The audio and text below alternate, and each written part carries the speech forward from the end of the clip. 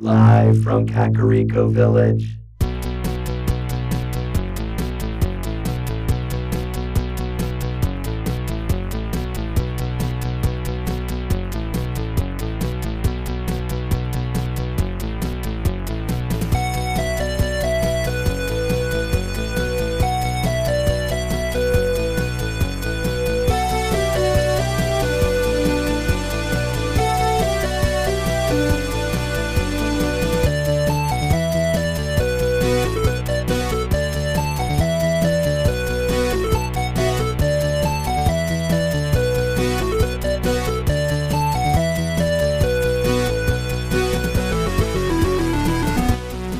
Broadcast throughout the Retroverse, transmitted to the real world via a maze of wires connecting a Super Nintendo to a Wii, to a Wi-Fi network, and finally to the internet.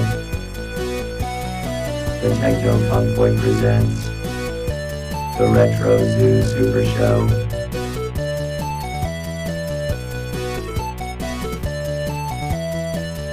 Now here are your hosts, Kai and Steven.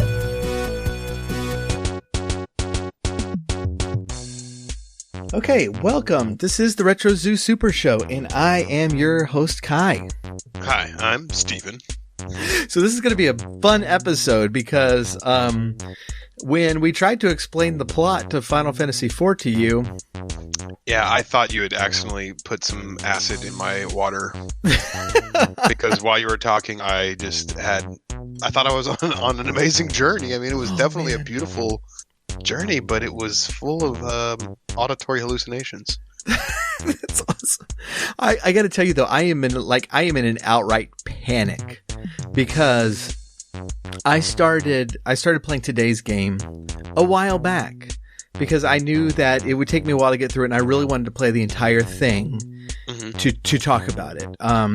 Because this is something that I've actually wanted to play for a while, but some reactions of people kind of kept me away for a while and like hesitant to play it because a lot of people just really didn't like this game.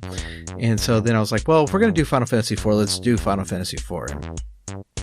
And so I started playing it, but between working on a novel, between working on a soundtrack, between working on scoring Tyson Fury, it's and like being and your other many responsibilities. Yeah, it's like I'm not done with it, and I'm just like, okay, well now the day's here, and like everything we're going to talk about today, I have played, and so we're good. But it's like I have 1 week.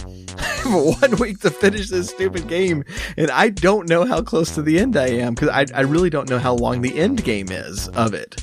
I generally know how long the individual chapters are, and I know I could get through everybody's story relatively quickly.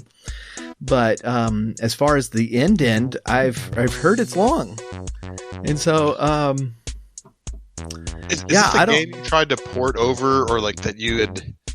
Oh, yeah, and you bought in a bundle.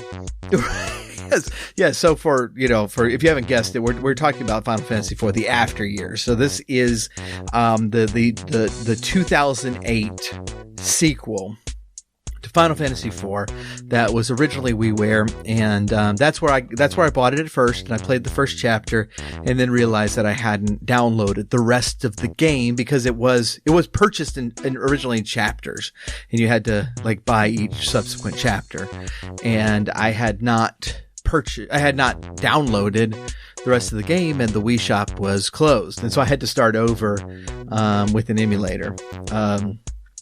A PSP emulator on it, which has some differences that we're going to go into a bit. But in general, it's like, I've had a blast playing it. I just haven't had enough time to get through it. And so, next week's show might be like really short. Why? If you can't finish it from now until next week? Yeah. It's like, okay, well, from where we left off last time, I finished chapter. We're done. It's the end of the game. It's over. It just ends on that cliffhanger right there. I think if you throw in a couple songs, do a little bit of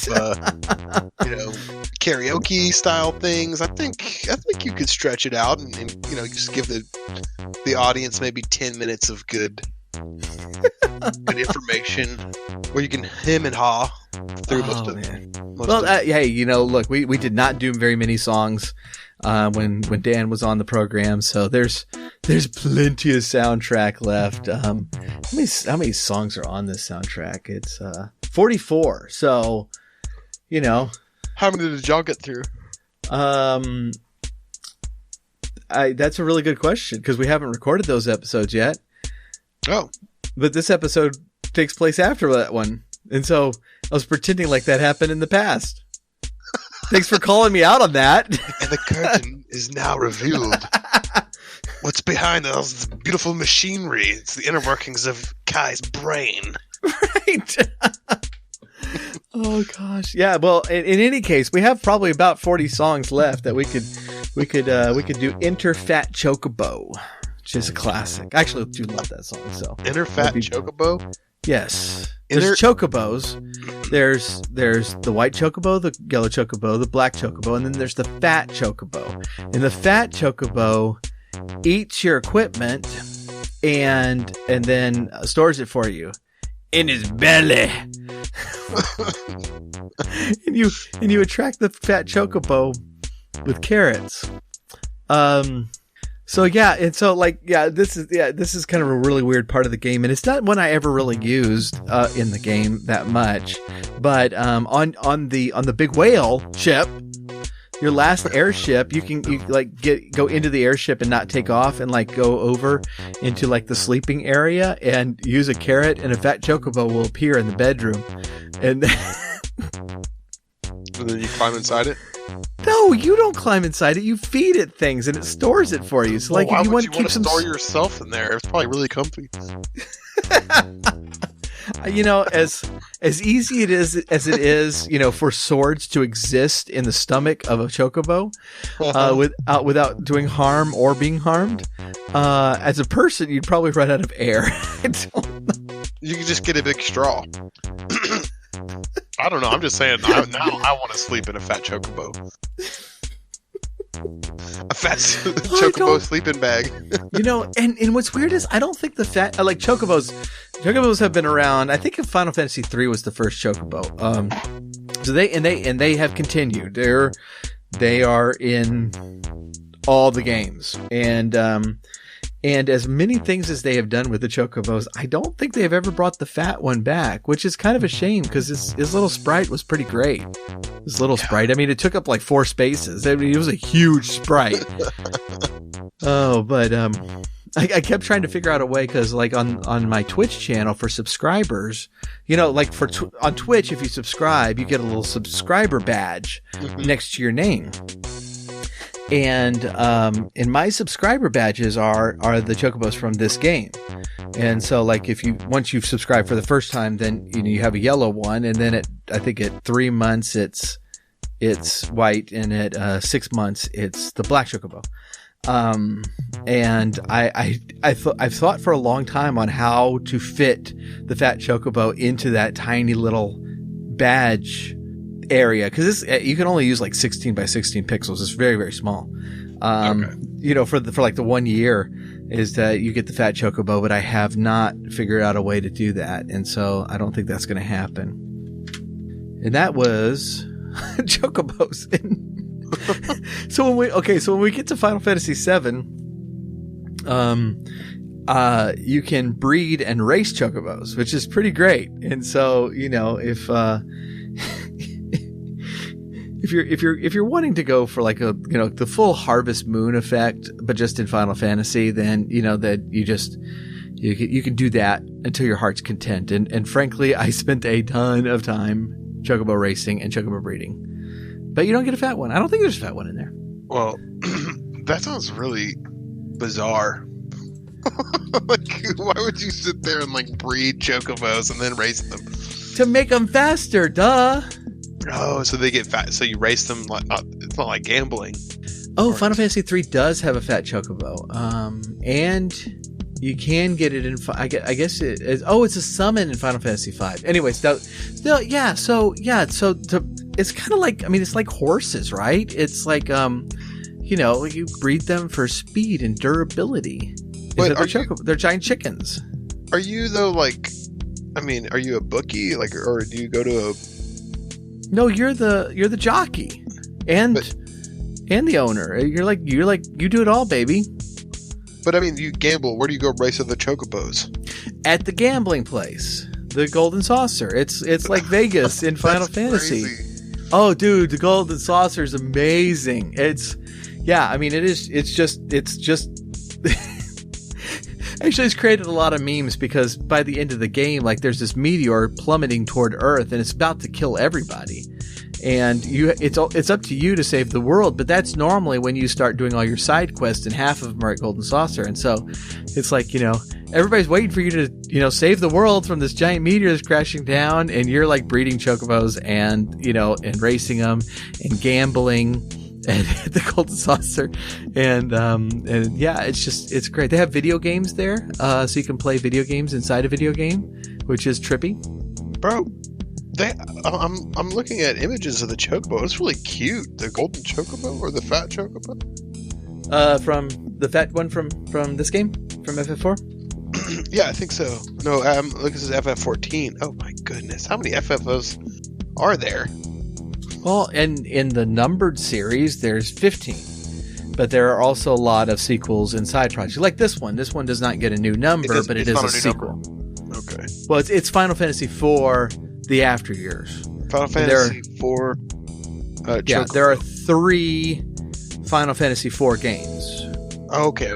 See, that was one of the things I never understood. Are you going to say how is it final if there's so many of them? I will. I did not Go ahead, say that. No, were you going to say it? No, I wasn't. But now that you said it, I'm actually going to ask it. How is this? Okay, so the story behind the name is that Square, was making video games back in the 80s, and they were doing a pretty piss poor job of it. And they were flopping. And they had enough money to make one last game. And so they said it was Final Fantasy because this was going to be their Final Fantasy.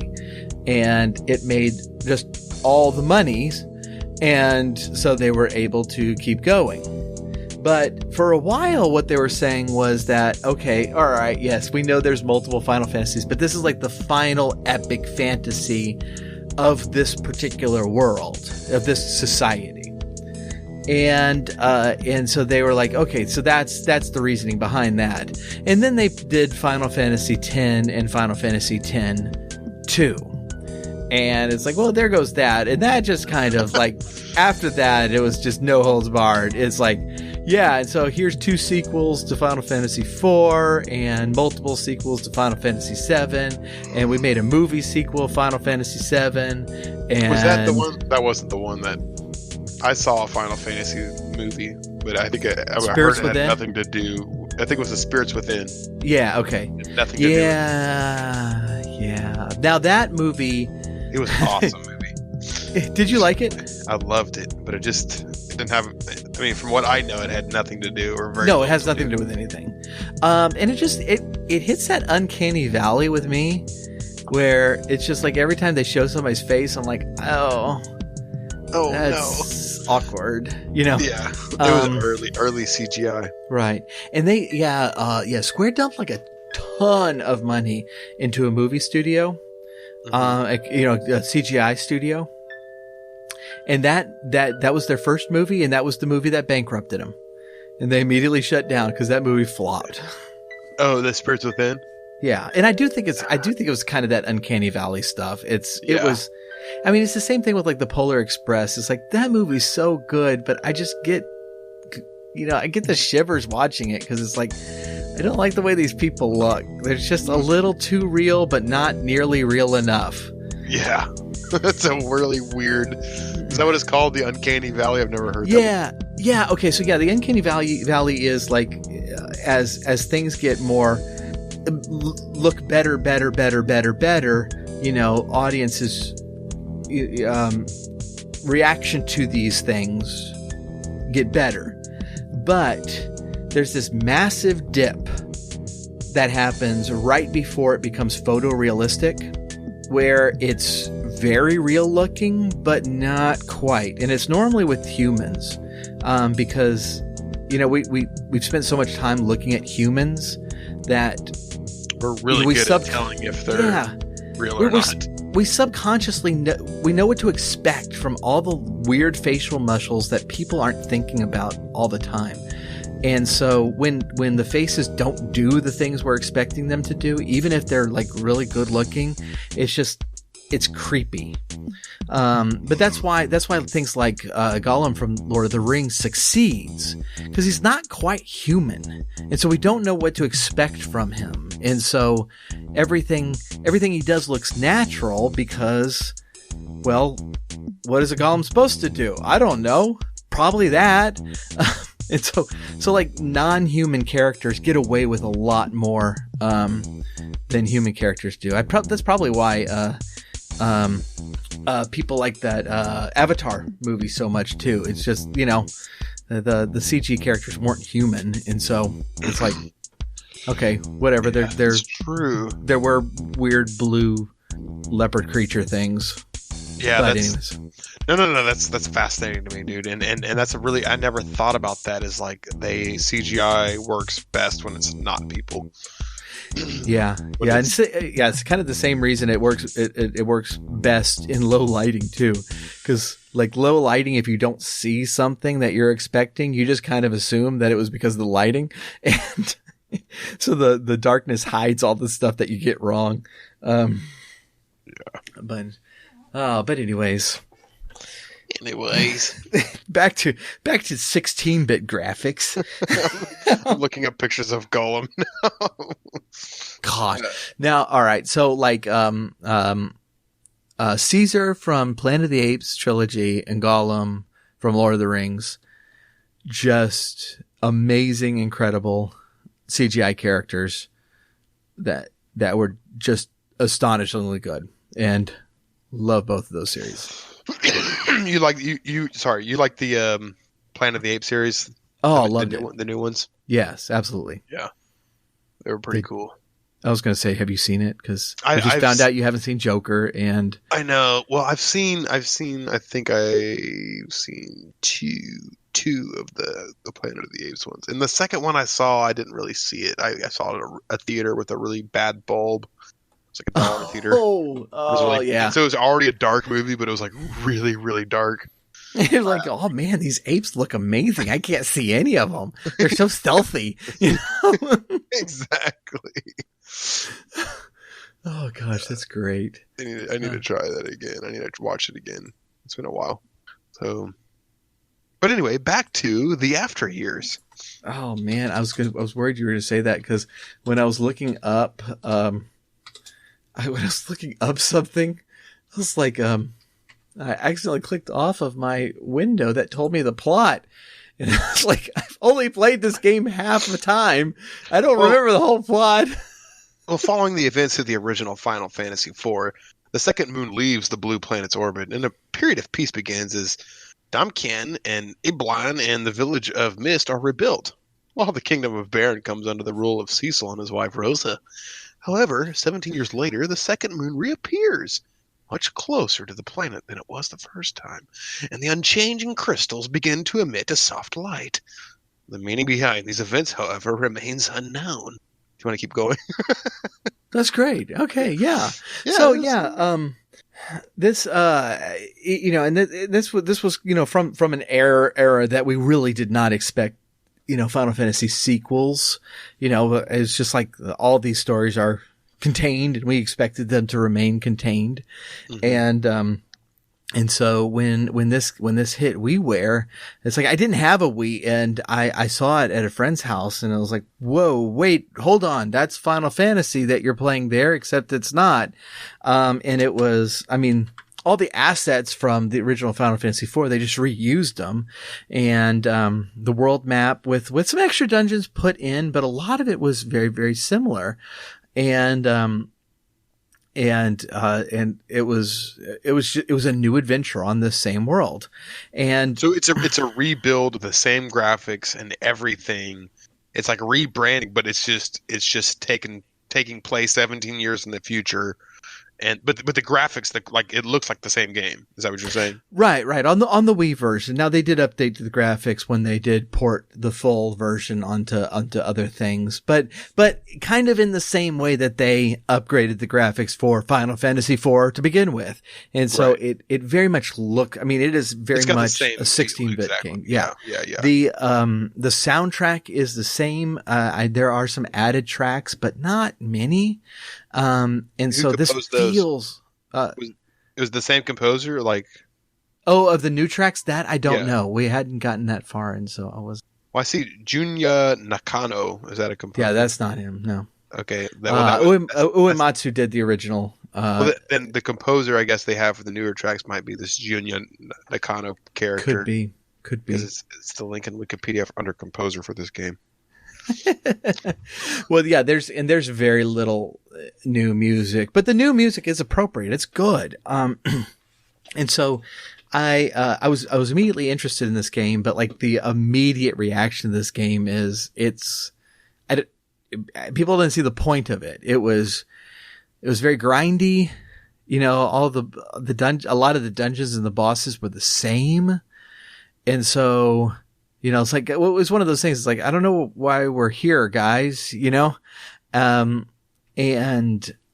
that, I kind of hung back from it for a while because first of all, I didn't have a Wii to play the stupid thing. And I only got one, relatively recently. But I also I didn't want to hate it. But more and more people were just saying it's like, look, it's grindy and it has similar dungeons, if not the same dungeons. But other than that, it's pretty much the same game. It's got some added features that are kind of cool. And I'm like, well, look, I love these dungeons. I've played them multiple times. And so it doesn't matter. It doesn't bother me to repeat them. I mean, I repeat them anyways. And level grinding, I've said before, I actually kind of like that. And so it's like, okay, well, we need to check this out. And, I probably do like it more than a lot of people would. It is grindy a lot. A lot of the plot intentionally mirrors the original. And so you're like, you kind of know what to expect. And for me, it's kind of fun to see how we're repeating things again, but in a slightly askew way, and how it makes sense with the new plot and all. And I think that's fun, but I can see a lot of people like going, it's like, we crash land by Mysidia. Yeah, of course, just like Cecil did, and that is very much still here. And so, yeah, I don't think this is a game for everyone. It's also not nearly as well balanced as the original. Whereas the original was really hard. There are parts here that are unnecessarily hard. I wouldn't say it's unfair, but you can get yourself into binds at times and for like no good reason. The like one example I got was I opened up a chest with monsters in it, which happens a lot in Final Fantasy IV. But we were in the phase of the moon where attack power is up, and this was a purely physical attack opponent. And he just demolished me because my healing power was down and his attack power was up. And so he just ripped me up to shreds. And there was a save point not too far away. And so I just went to a different phase of the moon and started over. And he was a lot easier. But it's one of those things. It's like, why was that like that? Because that just felt way, way, way too hard. And unexpected. It's like, that was not the boss of the dungeon. That was a treasure monster. Yeah, it was a monster out of a box. Right. Well, and that just sounds, that reeks of like developers not playing it through. Yeah. It does seem, it did seem kind of hasty. Which is a shame. Or, it's like, especially with the moon system. So what the moon system does is there's 4 phases of the moon. And this is this is a very cool concept because the story of Final Fantasy IV is so moon driven, with the Lunarians. And then this game it has the return of the second moon. And so the phase of the moon affects you very greatly. And so like in different phases of the moon, like your attack power might be more strong or less strong. Your black magic might be more strong or less strong, or white magic or special abilities. And so you can actually time things to get like if you're going to fight a boss that uses mostly black magic, but you're primarily a physical party, then you keep sleeping at the save point until you get to a favorable moon, and then it's easier. Whereas if you go in with black magic high and attack power low, you might get wrecked really quickly. And so that's a really cool concept that I think was very appropriate for the game. The other big kind of addition is bands, which is, I really taking the twin attack from the twins from the original, but just expanding it to everyone where everybody can do, cooperative joint attacks. This I did not like because it's really hard to figure out whether you'll get these because of story reasons or if you need to figure them out yourself. And so I'll be in there just like searching for bands for two characters, and it's like, oh, they've got to have a band together. Let's try this combination or whatever. And then it just comes to find out that it's actually story activated and you get it later on. Which is, It's kind of garbage. That part I didn't like at all. But otherwise I've really, really enjoyed the game. And, a lot of like the familiar areas are new in a way. It's like, part of the mist cave. As you're going through, you actually slip and fall into a lower level. And so now all of a sudden the mist cave is 3 times as long, but it still has the same kind of feel to it, which is really, really cool. And, just the way everything is structured is pretty fun. And because everything kind of happens in a different way, when you hit those familiar elements, like when you wash up on the beach and you realize I'm next to Mysidia and now I'm going to go through the Serpent Road, you're like, this feels familiar, but it's new. It's a new story. It's a new character. And that I actually really, really liked. So yeah, because I guess there's a dichotomy between, in what you're saying. It's like part of you, there's going to be some people that see this as, it's the same people that went and watched The Force Awakens and were like, this is a reboot of A New Hope. And didn't like it for that reason, which I kind of was half on that shit. I was like, that's you, right? yeah. Embarrassingly, I mean, yes, talking about myself from a third person perspective is a little bit humbling, but yes, I was one of those people. And I was like, come on, like, this was cool, but at the same time, in that situation, it felt like they had to, like, how, the fan base is so monstrous for Star Wars, and there was such an epic, well, anyway, I'm not gonna rant about Star Wars, but I'm just trying to compare that with, Well, yeah, I mean, there's so much. First of all, there's so much Star Wars in this game, you would not believe it. You would feel so much at home in this game. By the way, just because. And maybe I should give it maybe I should try it. At the beginning, I was saying I've never played these games, kind of, like, I don't know if I'm really into this, but yeah, I mean, dude, if I had access to it or if I played it, I'm not saying I wouldn't fall in love with it, but I guess what you're describing though is similar. Like, they're trying to keep the essence of Final Fantasy IV. Yes, yeah, absolutely. Just at the same time, like, so how did that feel to you when you were playing it? Were you able to suspend your? They're just capturing the main themes of the original and kind of just repackaging it for me, or were you able to see this as? Well, it sounds like you were able to see it kind of as a nostalgic adventure. Like, yeah, it's similar, but not the same. Right. And I absolutely love some of the expansions of previous themes that you find in the game. And especially when we get to Kane's story, it's really, really, really cool. I absolutely love what they did with that part of the story. When there are certain stories, so like the way the game is structured is, there is this event where the second moon returns, and this woman is going around trying to get all the crystals, and she's super powerful. And instead of making that a starting point and following one character, what happens is you follow many of the characters in that moment and what they're doing and what they're trying to accomplish and how they start to all kind of gather together for the end. And so, so you'll start off with Theodore's tale, which is Cecil and Rose's son. And you follow him for a while, and then you move over to Rydia, and then to Yang, then Palom, and Edge, and Porom, and Edward, and Kain, and you just kind of keep going, and so you essentially play like these several days just over and over again, which is a cool concept, and some of these stories are really wonderful. I like Palom's tale. I absolutely adored it.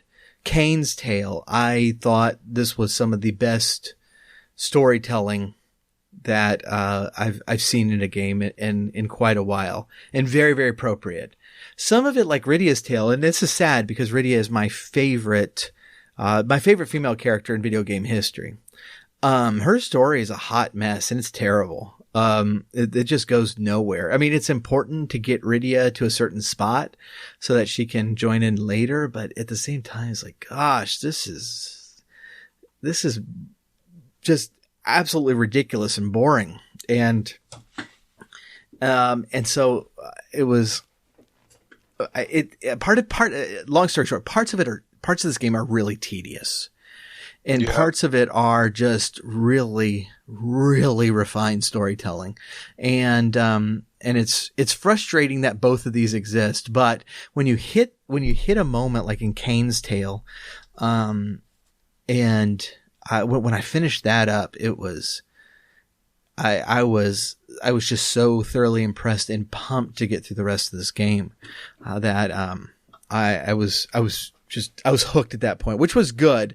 The Wii version orders things a little bit differently. Normally, Kain's tale is last, essentially last, before, I guess, all the gathering up. The Wii combines it with Theodore's tale to be first. And I'm kind of glad I played the Wii version first, because Kain's tale gives me like the momentum to get through Rydia's tale and the first part of Palom's tale, which aren't the best. Yeah. The end of Palom's tale is really great, but the beginning part is a little tedious. And so I'm glad I played it that way. At the same time, it's like, man, if you play it in the proper order, the original order where Kain's tale is last, that whole first many hours is just wrecking of ships, and it's so annoying. Yeah. But, it's kind of like that, kind of same thing with Yang's tale. It's like, a lot of it's really tedious, but at the same time, you kind of get into it, and then as you're getting toward the last part of it, you're like, oh wow, this is really, really interesting the way he and his daughter interact and regard one another. And so it's really cool. Really cool the way they kind of develop Yang's character in it. That Yang was always one of my favorites as well, and so I was happy to see that story end up better than I thought it was going to. So, Yang, who was Yang again? Yang is the karate master. He is now king of Fabul, but he started off as a warrior of Fabul, and he's just a really great fighter, and he fights unarmed, or you can give him claws, but he basically fights unarmed, and he just whoops up on people. He's the one you're going to remember that like everybody else, like the king dies in the course of the story of Final Fantasy IV. And so like, one of our characters takes the throne. Like Cecil's not really royalty, but the king died and died again. And so Cecil takes the throne. But Yang, like the king of Fabul just like abdicates, just like, no, you're better leader than me. You could just take the throne. And he kind of just hangs out in the throne room, and it's really weird. The old king is just standing there, and then Yang's on the throne, and but he ends up being the king of Fabul, and kind of half the cast becomes royalty. At the end, and only a couple of them legitimately so. The other ones just kind of take their kingdoms after everybody's dead, which is great. That sounds awesome. Yeah. So one note that we're going to do is we are going to skip the interlude for now. I think we're going to try to come back to it at the end of our discussion of this game. The interlude is yet another sequel. But it was packaged when they started selling the complete collection that had Final Fantasy IV and the After Years as kind of a bridge between 4 and the After Years. I want to put it off just to show you how absolutely we don't need that bridge. It's like everything that needs to be explained was explained quite well. That we don't need this little adventure in between to explain that. It explains the 17 years. It starts off just a year or two after Final Fantasy IV, and it just like it's like it's stuff like Rosa's feeling bad, the entire game. And I wonder why. Maybe because she's pregnant with Theodore. I mean, we already know. I mean, it's like this isn't a surprise. It's like a quest, like you have to go to the store and get like pickles and ice cream. Yeah, and it's like seriously, like the first stored thing in your chocobos. Exactly, in the fat chocobo. Let's get some pickles in there. Hey, Rosa wants a pickle. Can you cough one up? Yeah. Oh, so like the first thing you do in the interlude is you go to Fabul because Yang's daughter is about to be born. It's like, okay, well, I mean, Yang has a daughter in the After Years. Were we confused about how that happened? Because, I mean, that's something we can fill in the gaps without you having to actually draw us a picture. Is what basically I'm saying. The in-between quest is like everybody's pregnant. Pretty much, yeah. I mean, there are some fights and there are some wanderings around, and it's like, I mean, it really is a lot of the same. And there's tongue in cheek in a lot of it, like where you originally fought the mom bomb, then you fight the exact same battle, but now it's like called the dad bomb. And it's just like, okay, that's pretty funny, but at the same time, we're playing the exact same battle in the exact same spot, and so it just kind of continues the tradition of just, it's like, yes, we're going over Mount Fabul, so we're going to have to fight some bombs at the top. We all know. It's going to happen. Right. And so there's not really a point to it. There's not really a story there that's really compelling or interesting. Whereas this one, I really do like the story. And so, that being kind of my thoughts, let's take a really, really quick break, and then we'll get into just a few of the first stories. We'll do the bulk of this next week, but kind of getting initial thoughts out of the way. Then we can jump into a couple of these stories that I thought were pretty interesting, and then we will finish up next week, hopefully. All right. Hey, this is Phil from Bill's Gaming Emporium, BillsGamingEmporium.com. All of this talk about Final Fantasy IV. Do I have a deal for you? I was going back in my backstock, and I realized that I have a misnumbered Final Fantasy IV game. it is misnumbered as Final Fantasy II, but that is impossible because Final Fantasy II came out before the SNES was even existing. So it's now your chance to get this highly prized, very, very rare, misnumbered Final Fantasy IV game. It's misnumbered as Final Fantasy II for the low, low price of $3,000. Head on over to BillsGamingEmporium.com.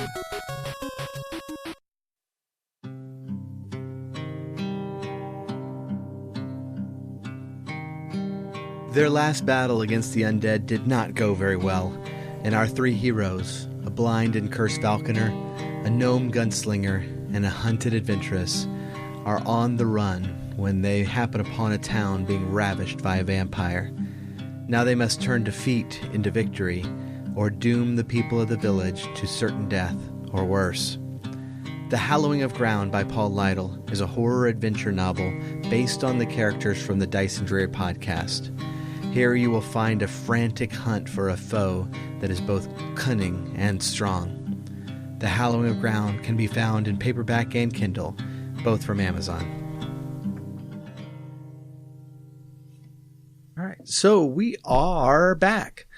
All right, so the story begins with Theodore, who is the son of Cecil and Rosa, and he is being taken by two high-ranking officials of the Red Wings, Biggs and Wedge. And Stephen, you might not know this, but nearly every Final Fantasy game has soldiers named Biggs and Wedge, named after Star Wars characters. Really? Yeah. And I heard you mentioning that, but I didn't realize it was like every game had that. Not every game. I think it actually starts in 6, but ever since maybe 5. But ever since then, there's been a Biggs and Wedge, and they're always soldiers, and they always make an appearance. They're never like huge characters, but they always make an appearance. There wasn't. I don't think there was Biggs and Wedge in originally Final Fantasy IV, but this kind of retcons them in. So they tell a story about how they were there at the beginning of the first video game with Dark Knight Cecil and all this stuff. And it's kind of cool the way they brought that in. But Theodore is seeking to become a member of the Red Wings, and so he's put to the test. And we just get a little character development there. He does not like it brought up that he's the son of Cecil and Rosa. He doesn't want to be thought of as a prince, and he also doesn't. He's also kind of shying away from following in his father's footsteps to become a paladin. Yeah. And he seems to just want to become a Red Wing officer. And so he passes the test and they're heading home. But as they're heading home, this is when the second moon appears. And we jump over to Baron Castle, where Cecil is all of a sudden attacked. And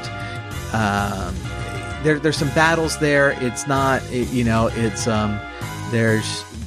just one of those things that they're losing very, very quickly, and Cecil's kicking some butt, but he's just not enough. And so eventually Sid and Rosa, both from the original game, join him, and they're whooping up on things. But then they figure out that something's coming, that the new moon, the second moon is returning, and something's coming at them, and Cecil realizes this is not going to end well, and so he asks Sid to take Rosa to safety while he faces off with the essentially, yeah.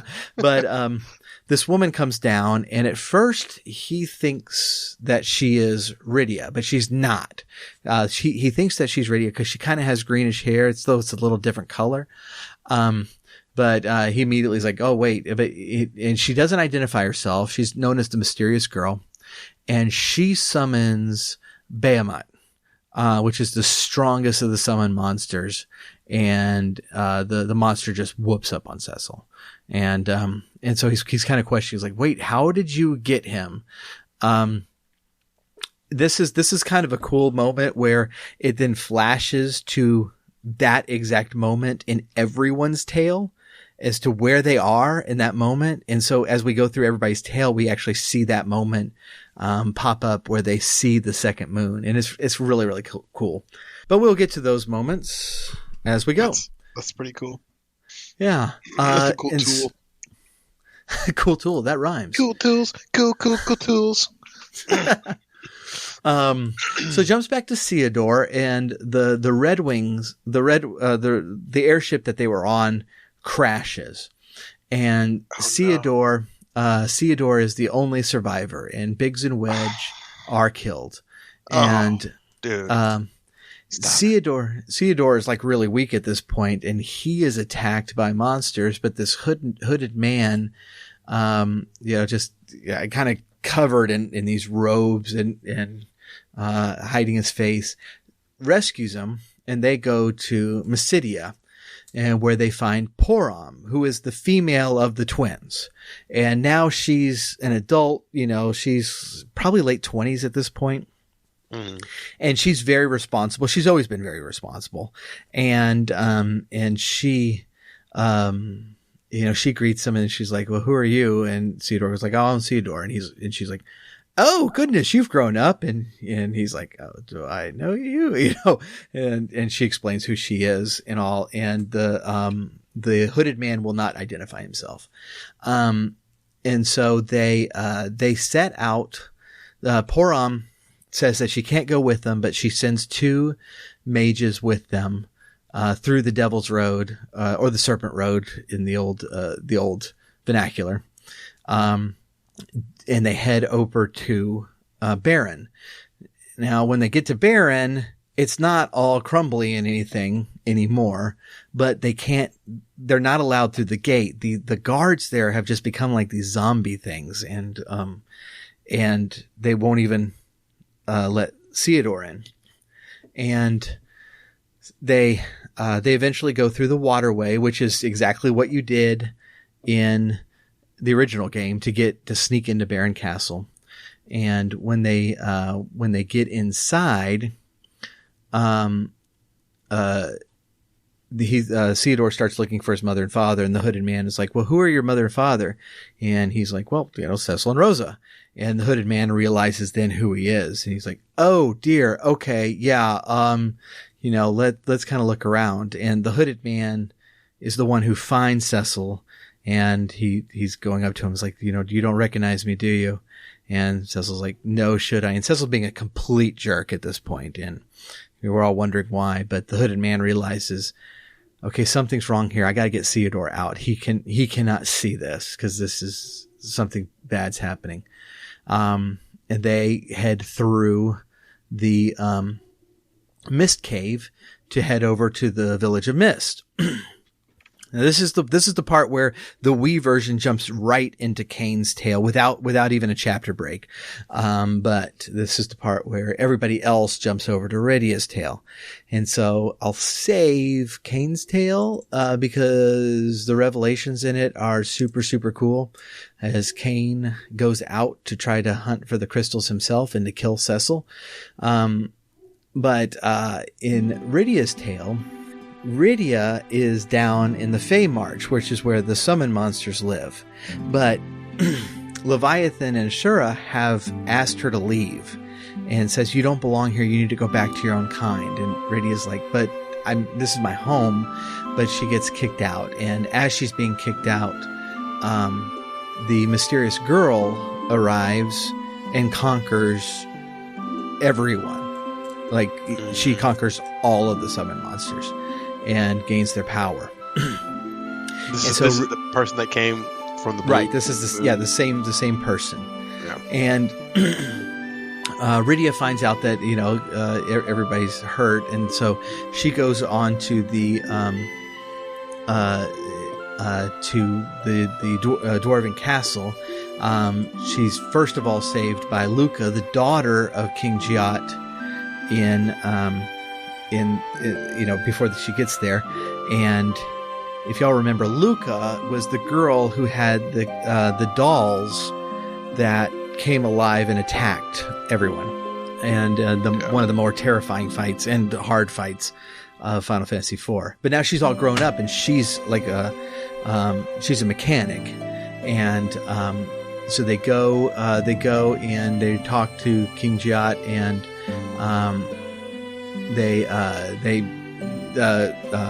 Luca has an airship, and so they witness the Air Wing, the Red Wings come in and get the crystal.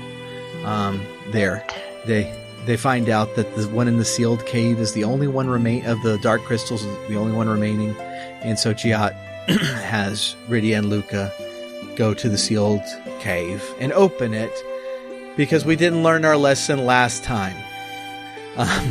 They go through and by the way, it's like the helpers you have, because in every section you have like these helpers, or in most sections you do. And the helpers is that Luca has taken 2 of her dolls and made them like fully functioning robots. And it's like, please tell me you're joking, Luca, because those things freaked me out when I played this game. And so now you have Kalsa and Brina, and they are super creepy, just like they were in the first game, but they're on your side now. So you go into the sealed cave, you get the crystal. You have to face the, wait, do you? I think you do have to, do the demon wall again, but I'm not sure. I'm blanking on this now. It doesn't really matter. The mysterious girl comes by and, whoops up on him to take that crystal. She kind of, makes fun of them.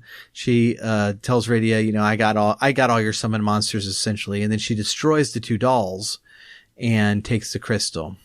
Rydia and Luca go, flee the underworld. They go back up to the overworld and, go to Agart, to get some repairs.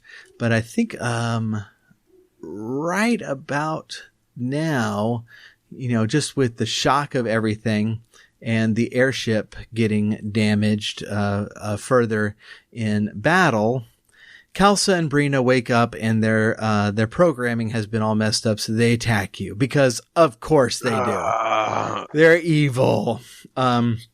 So you defeat the dolls, but now the airship is crashing because we've already done this airship crashing thing.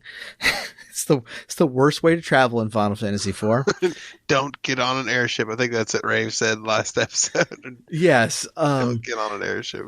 And so then this is the frustrating part about Rydia's tale is like, so far the plot has been, it's been fine for Rydia. It's not really that interesting, but the whole last dungeon for Rydia is going down into this mine to get mithril parts for the ship. And there's like, it's like that's just this ridiculous fetch quest. And it's super frustrating because it's like, I actually wanted this story to advance and it doesn't. When you get out, then you find out that Titan, who's one of the summon monsters, is marching toward the hole, the hole in the mountains that lets you go down into the, underworld, to close it. And you have to fight Titan.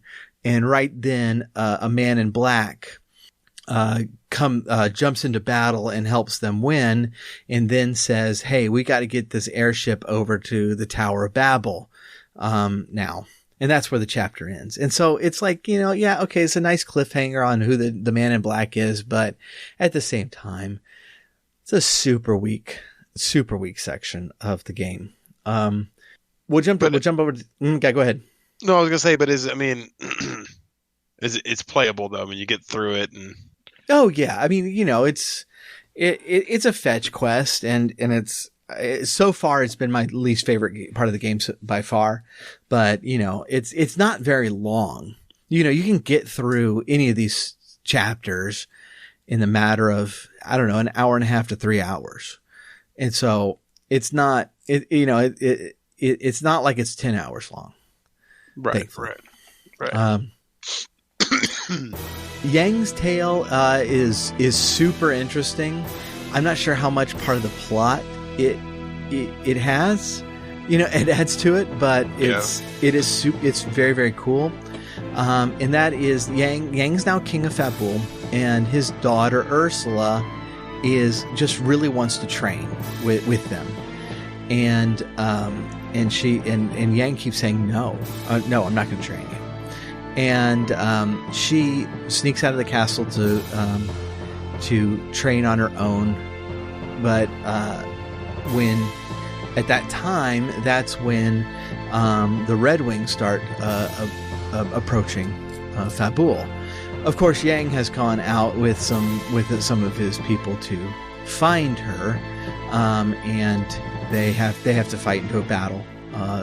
They go in to save her as she's being attacked, and then they head out back to Fabul, where they find that the Red Wings, of course, are trying to steal the crystal. But this time, the Red Wings are being led by Kain, who we last saw on Mount Ordeals. He was trying to atone for his previous betrayals. And Yang is right. Yeah, that was interesting when you brought that up in the last episode. I was thinking, what was up with him? What has he been doing? Yeah. And so Yang is like questioning that, like, Kain, are you under control again? And Kain's like, no, history is not repeating. I'm not being mind controlled. This is completely my own free will. I want to go kill Cecil. And it's like, okay. And so Kain beats him and takes the crystal, or I should say, Kain cheats and jumps over them to get the crystal, but he is a dragoon. That's kind of what he does. And so now Yang and Ursula are going to go to Baron with those monks that they brought. And they get into a ship, but they get stuck on the way and get shipwrecked, because we have a shipwreck in every single. Because they got on a ship. Because they got on a ship, yeah. And so then they have to go into the forest to get some fuel for the ship. And so like this is where this kind of starts getting tedious. It's like, this is the exact same quest, except it's in a forest and not a cave, right? And but the cool thing about this forest is it's like a maze. It's not, the cave was pretty straightforward. The forest is super cool because it's a maze, and Yang and Ursula are separate.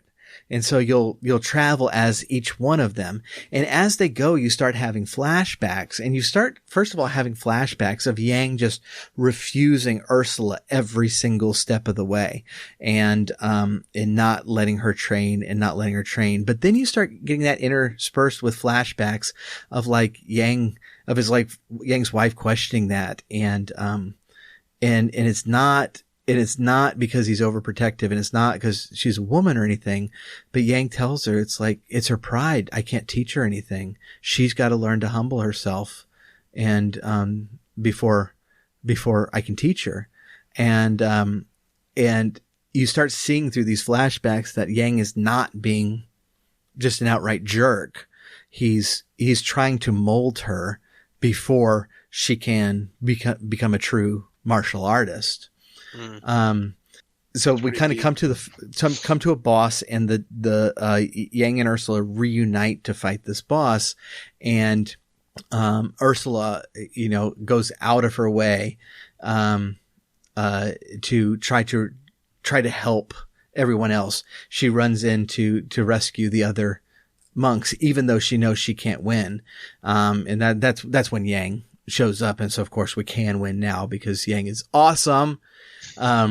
But Yang recognizes that she has discarded of her pride, that in her willing to sacrifice herself to save her comrades, she's shown herself to be humble enough for training.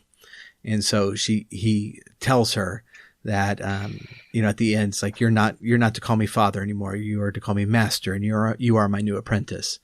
And so she's super pumped. And, they start heading to Baron. because now they've gotten they fixed their ship. But as they go, they're attacked by Leviathan's whirlpool. It gets swallowed up again. And that is the end of Yang's tale. And so we've had 3 chapters, 2 airship wrecks and 2 regular ship wrecks.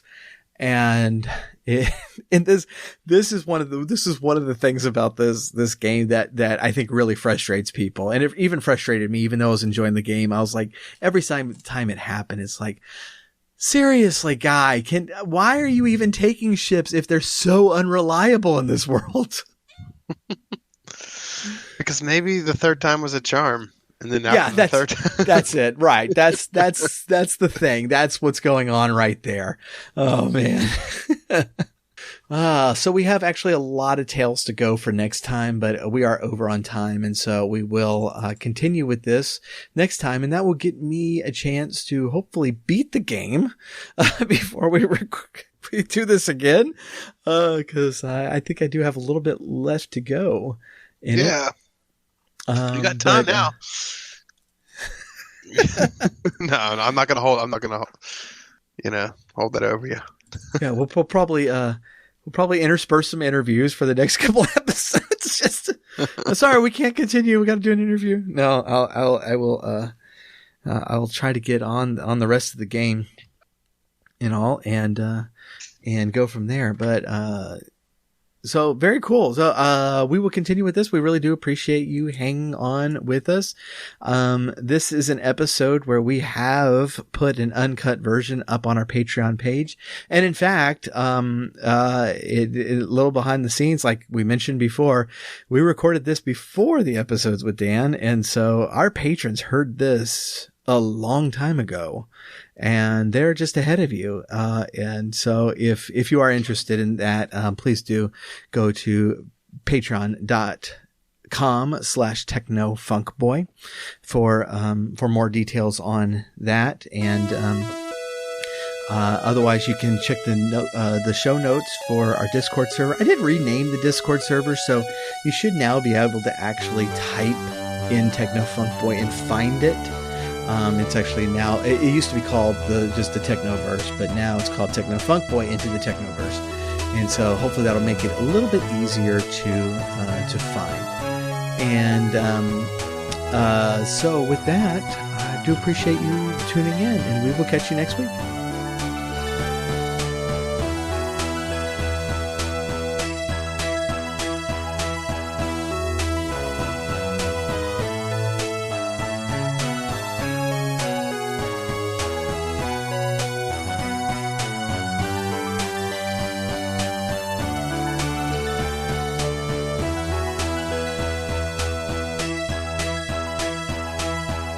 The Retro Zoo Super Show is brought to you by the Technofunkboy. Follow us on Twitter at Technofunkboy, on Facebook at the Technofunkboy, and sign up for our email list at technofunkboy.com. Also look for us on Spotify, iTunes, and Amazon for music. If you are so inclined, please leave us a 5-star rating and review on your favorite podcast catcher. If you are not so inclined, you are obviously some sort of villain trying to conquer the world. Unowned music and gameplay clips are used for educational and critical purposes. Thank you for listening. Keep gaming. And once you have responsibilities that need to be done over time, then you can game later.